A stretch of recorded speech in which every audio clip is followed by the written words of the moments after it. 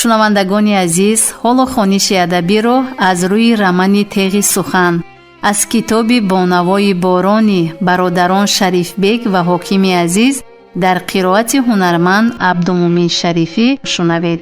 оғози гуфтори 20.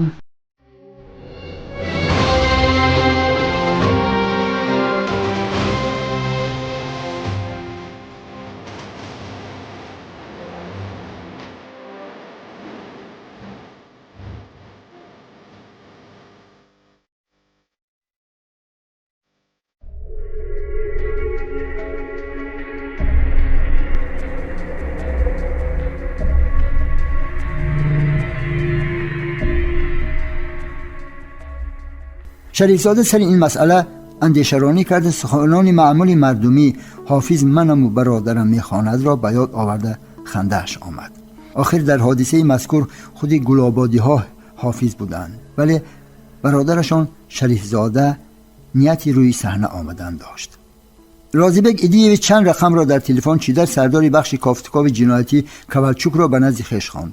تنها بعد 4 ساعت علی گیفریمویچ بدل سردار شعبه کارهای داخلی انگوش زده رخصتی در آمدن پرسید.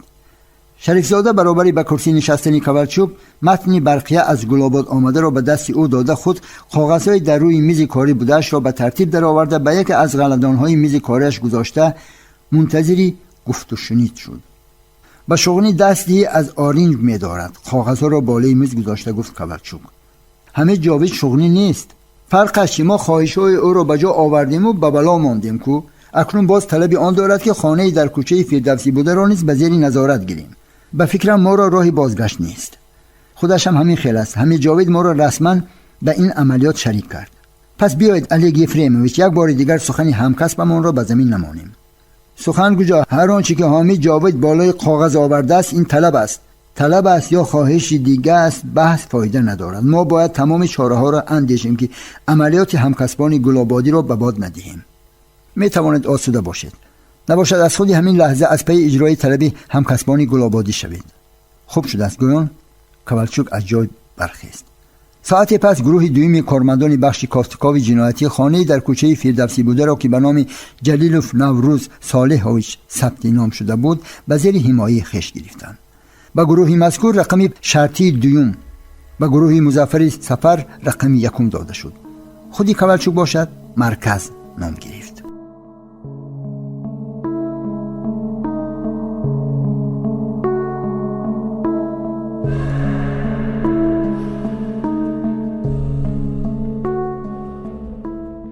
همراه قیوموف هیچ مرام مقصدی همکسبان گل‌آبادی را نفهمید. اگر یتیمی تاش گناهگار می بود مگر گناهش را دین کردن دشوار بود؟ از کجا همکاران گل‌آبادی ما فهمیدند که یراق گم کرده عسکری قطاری از دست تاش بیرون نیست؟ بعد گذشتن 4 سال باز سر همین مسئله برگشتن این برابری آن است که کاهی کهنه را باد کنید. آن که کاهی کهنه را باد میکند به گمان از دانه دریابد، چون که دانی بین کاه را در این مدت یا زاغ و زغن خورده است یا پوسیده رفته است. شکل سیوم وجود ندارد و نخواهد داشت. ما چنین میشماریم که یراق 4 سال پیش گم کرده رحیموف سمندر از دست یتیمی تاش بیرون نیست. و یاد آورد سخنان روزی گذشته به واسطه تلفاکس گرفته اش را. شرلوک هولمز های نابرآمد. آنها چی گمان کردند که بجز خودشان دیگر کسی از کارهای جستجویی واقف نیست؟ زیر لب قنگاه زد همراه قیوموف. آیا آنها خودشان میفهمیده باشند که برای معین نمودن چنین کارها نه تنها روز و ماه بلکه سالها لازم است؟ یا گمان دارند که ما تاشف را به گفت و شنید دعوت نموده به او التیماتوم پیشنهاد میکنیم؟ شاید به دست او برده از نام شعبه کارهای داخلی ناحیه گل‌آباد نات سپاریم. هر قدر سردار ملیسه ناحیه بوستان سر این مسئله اندیشه کرد همان قدر خود را در گرداب دید. دیروز او برابر گرفتن خبر عاجل سروکالتدار کافتکاو جنایتی کاپیتان ملیسه میرخدا امریخدایف را نزدش خوانده سر این مسئله سپارش قطعی داد. ولی او امروز نمیتواند که برای اجرا نکردن امرش به امریخدایف تنبیه دهد. آخر در تجربه جهانی هم چنین حالت نیست که بعد یک شبانه روز از نتیجه چنین کارها پرسان شوی و زیر دست را برای اجرا نکردن امر یا خود سپارش مستر نمایی. همراه قیوموف همه این را نقص میفهمید، ولی او گفته نمیتوانست که همکسبان گل‌آبادی همین حالت را میفهمند یا نه. به هر حال او لازم دانست که سر همین مسئله با کاپیتان امری خدایف صحبت نماید. از این رو او تلفن را به نزدش آورد و چند تگمچه آن را زیر کرد. امری خدایف گوش میکند. نزد من درآید. گویان همراه قیوموف گوشک را به جایش گذاشت. تخمینا بعد 10 دقیقه امری خدایف رخصت پرسیده وارد اتاق کاری همراه قیوموف شد. مرحمت گذشته شینید، گفت صاحب اتاق. کرسی را نشان داد و چون سروکالتدار کافتکاو جنایتی جای خش اشغال کرد، صاحب اتاق از نتیجه سپارش دیروزش پرسان شد. تا کنون یگان نتیجه نیست. مادامی که نتیجه نیست کارها بد. ما باید یگان نتیجه به دست میاریم، خواه آن مثبت باشد و خواه منفی. میفهمم ولی خبری در این باره نگرفتم. آیا شما به بیگناهی یتیم تاش کفالت داده میتوانید؟ نه. آیا شما باور میکنید که تاشف گناهگار است؟ مادامی که همکاران گلابادی ما او را گناهگار میحسابند، پس من هم به آنها هم عقیدم، چون که تا شمال نباشد شاخی درخت نمیجنبد. هم عقیده بودن کم است. هم عقیدگی را نه در سخن بلکه در عمل اثبات کردن لازم. من هم کوشش دارم. تو گناه یتیم تاش را ثابت میسازی؟ نه، کوشش دارم که حقیقت را معین نمایم. اگر یتیم تاش در حقیقت گناهگار باشد، بگذار در اساس قانون جزایش را گیرد و مرا از این باکی نیست. اگر تاش بیگناه باشد من خرسندتر میشوم، چون که هر یک عملی ما میتواند سایه را از روی او دور کند. به فکر شما آدم را گناهگار کردن آسانتر یا بیگناهی او را ثابت نمودن؟ نمدی سیاه به شستن سفید نمی شود، ولی نمدی سفید را داغدار کردن مشکلی ندارد. انا از همین لحاظ کار را در اطراف یتیمی تاش جاناک نماید. نشود روز ما در نزد وجدان جواب گوییم. در همه حالت ما موقع شخص را از همه بالا میمونیم، ولی اگر او را گناهی باشد ما او را روپوش نخواهیم کرد.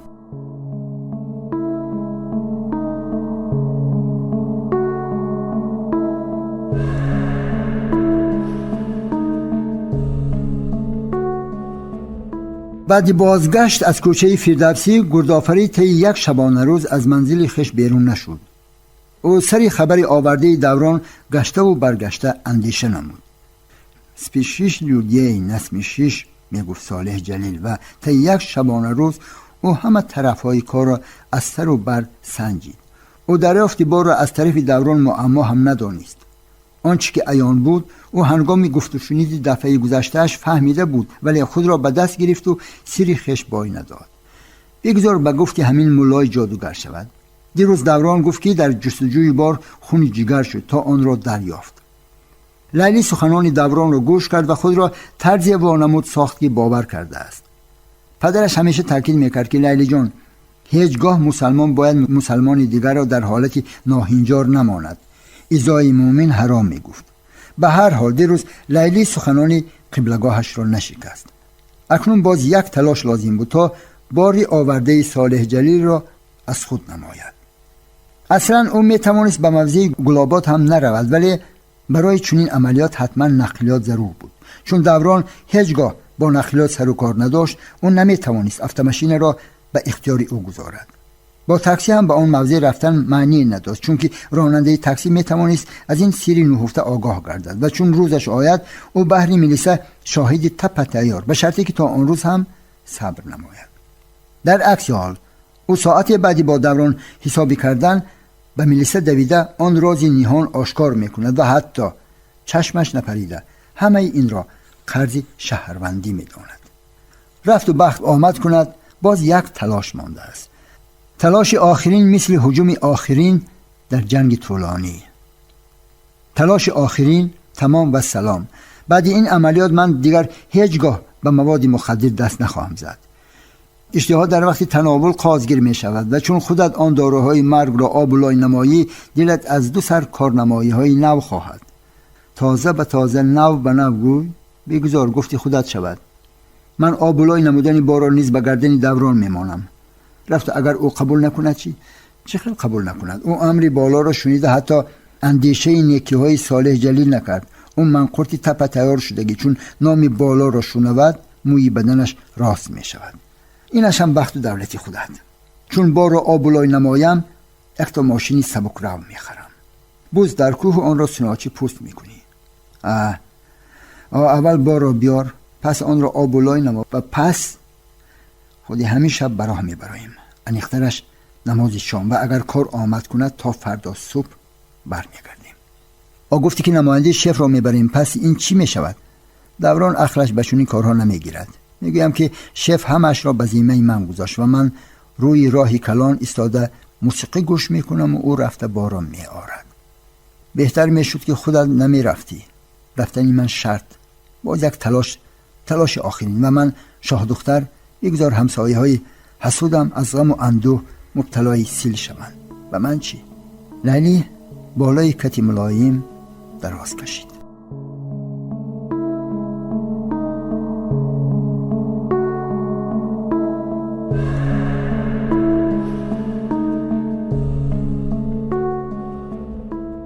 باری آخرین، میفهمی غیور نباتویچ، همگی 5 روز و 1 دقیقه هم زیاد نی. به همینش هم تشکر. به کاپیتان میلیسا ساربانی حامید هم از نام من سلام گویید. خوب شده است. گویان برابر شنیدن گدگد تلفن او نیز گوشک را به جایش ماند. به هر حال دستگیری از این زیاد نمی شود. رفت و مکانیزم اینش عجلابان به حرکت درآید، در همین مدت کارها 5 می شود. او چند تگمچه را در تلفن پخش نمود. لیتنانت میلیسا گوریزوف گوش میکند. گوشک را به کاپیتان میلیسا ساربانی حامید میدادد. آن کس نیستند، چون بیاید گوید نزد من درآید. خوب شده است. حمید جاوید سیگار درگیراند و به کرسی ملایم تکیه نمود. او در زیر فواره دود تماکو سر واقعه های هفته آخر به اندیشه رفت.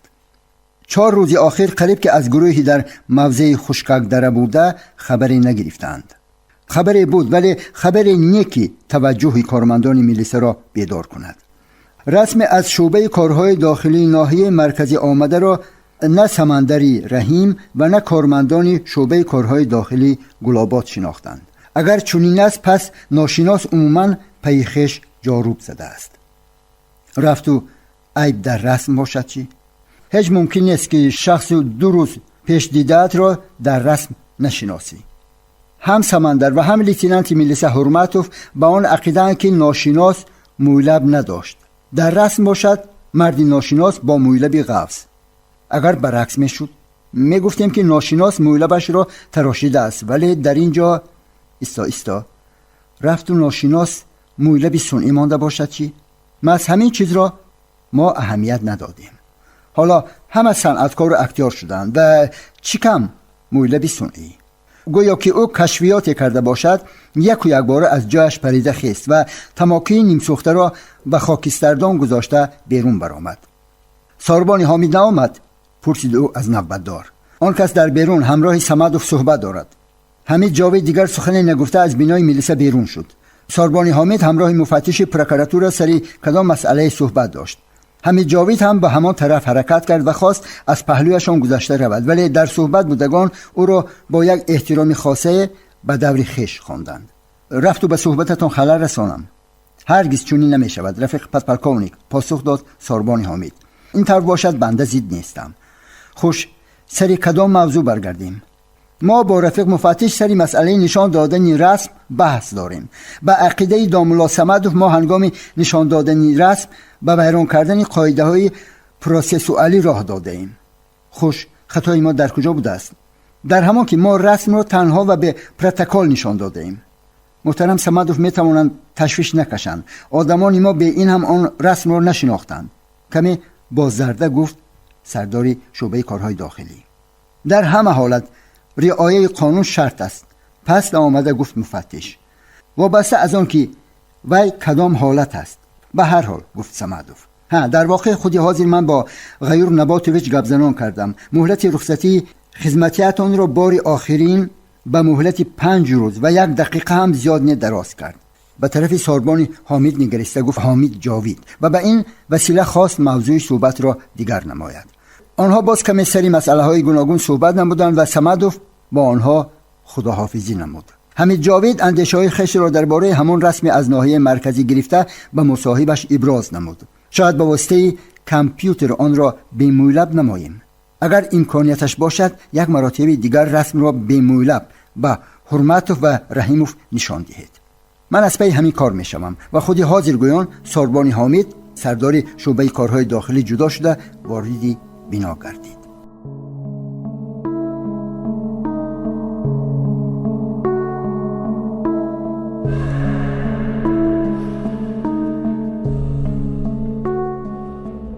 سمندر این دفعه از گرفتن دعوتنامه ملیسا خفه نشد. اون ناز فهمید که ملیسا بر اسب کوشش بر آن دارد تا سایه از بالایش دور افکند.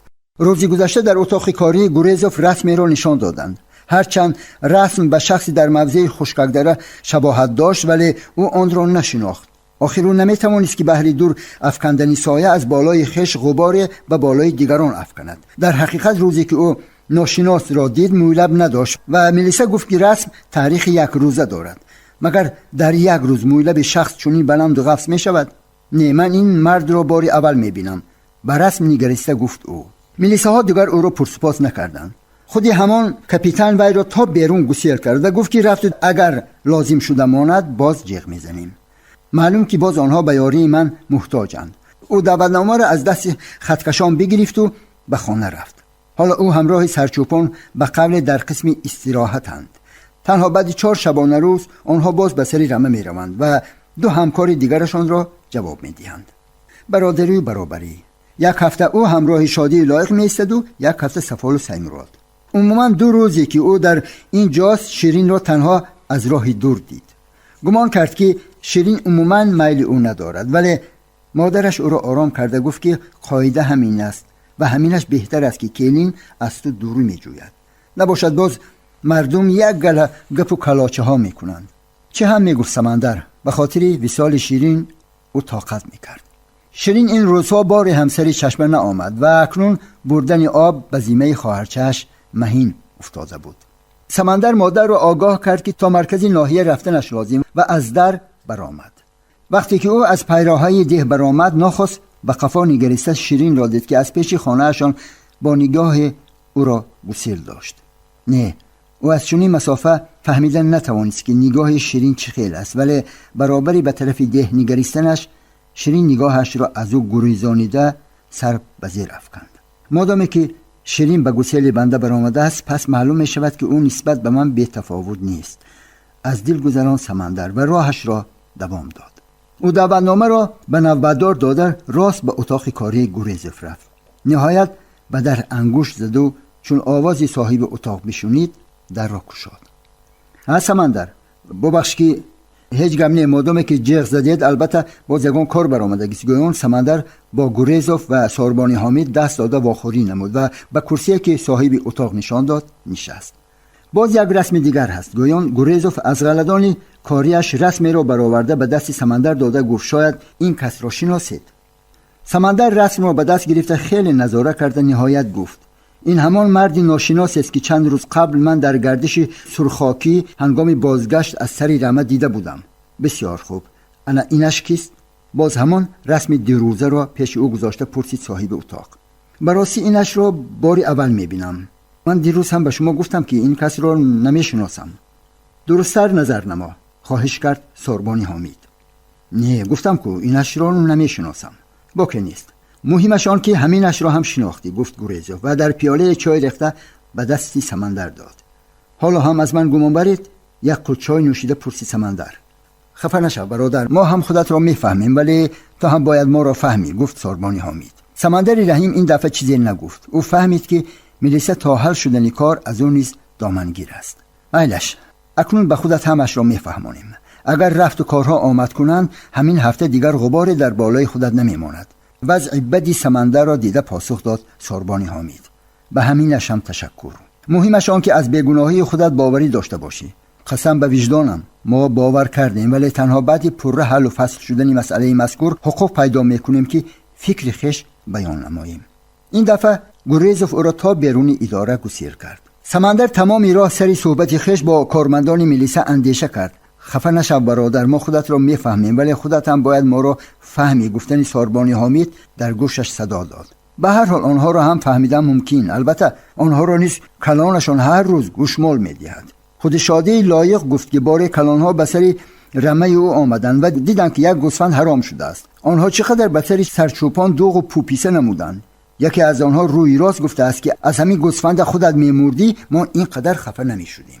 به هر حال بدرفتاری سخت است. ببین بیچاره ها شب و روز در اداره در 2 روز رسم را یافته به من پیشنهاد کردند. مگر در بین هزاران آدم یافتن رسم شخصی ناشناس آسان است؟ من که او را دیده بودم قریب بود که نشناسمش. آنها باشند او را ندیده رسمش را از کجای گرفته آوردند. این را کار میگویند. ناخواست افتماشینی سبکروی پهلوی راه ایستاد. راننده از کابین برآمده به طرف او آمد. او سابق همخدمت سمندر نصرالدین ابراهیم بوده است که با کار به گلاباد آمده است. نصرالدین حالا سردار اداره راهسازی شده کار میکرده است. آنها به آشخانه سری راه در آمده سر یک پیاله چای خیلی صحبت کردند. هرچند سمندر نصرالدین را به مهمانی دعوت کرد، ولی همخدمتش کار زیاد داشتنش را بهانه کرده دعوت را نپذیرفت. قریبی های شام او به دهه آمد. چون از پایان باغ به طرف چشمه تاب خورد، شیرین را سری چشمه دید. شیرین را که تنها آمده بود بهر بردن آب. یک بار جستی ملخک، دو بار جستی ملخک، آخر به دستی ملخک از دل گذران سمندر و به طرف شیرین که لال و کرخ شده بود حرکت کرد.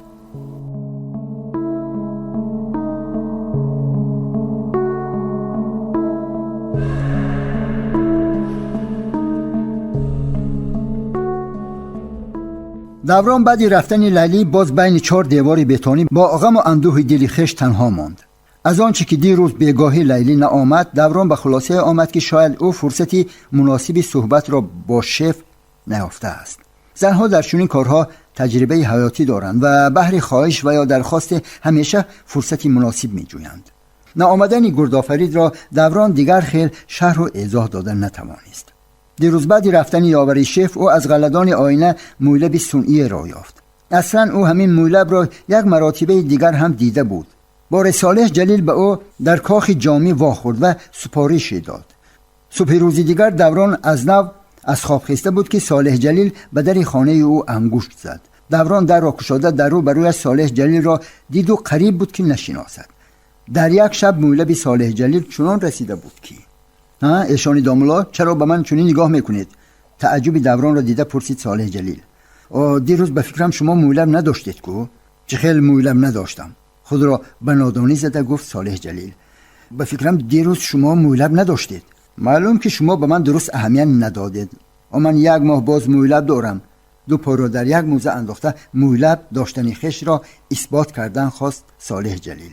از بس که دوران 1 ماه آخر تنها روزی گذشته صالح جلیل را دیده بود، به گپی او باور کرد.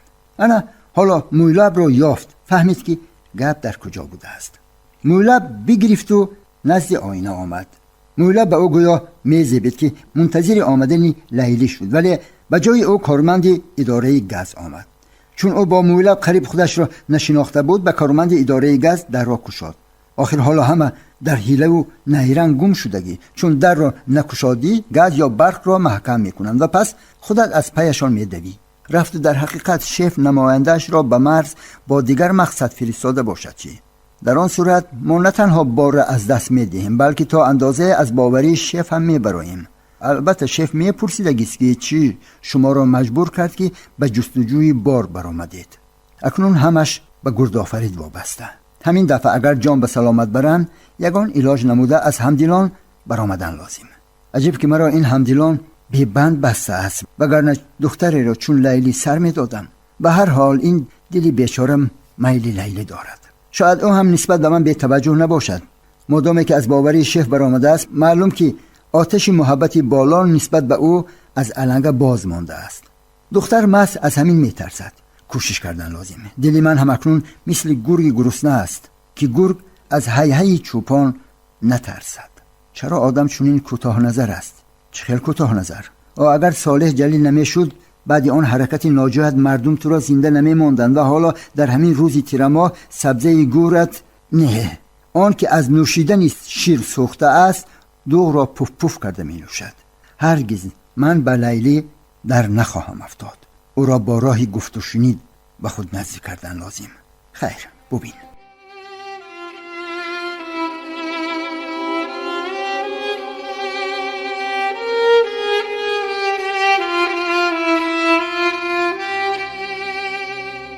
سامیان عزتمند، یادرس می شویم که شما خوانش بدیعی رو از روی رمان تیغ سخن از کتاب بانوای بارانی برادران هم مؤلف شریف بیگ و حاکم عزیز در قرائت هنرمند عبدالمومن شریفی شنیدید. در تهیه گفتار سهم گذاشتند کارگردان مغفرت ناصرова و محرر لطفیه قربانова. انجام گفتار 20 دوستداری وطن و دارایی‌های معنوی آن ادبیات و فرهنگ و هنر باشد.